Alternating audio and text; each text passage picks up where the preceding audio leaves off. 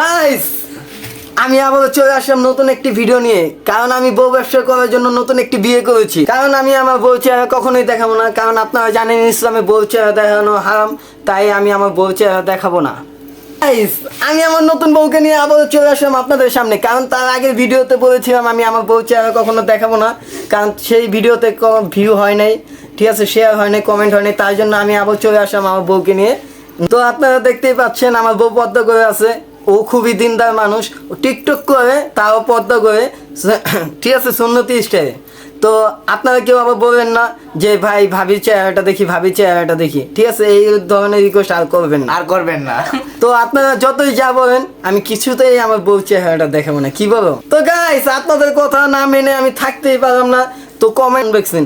তো আজকে আমি আপনাকে ধামাকা অফারে একটু জিনিস দেখিয়ে দেবো, সেটা কি বলেন তো? বউ আনবক্সিং।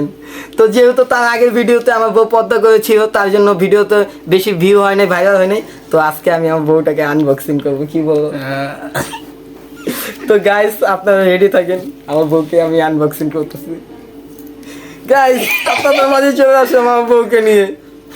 তো ভিডিওটা কেমন হলো আপনারা সবাই বলবেন, ভালো হলে বলবেন, কমেন্ট খারাপ হলে কমেন্টে জানাবেন। আর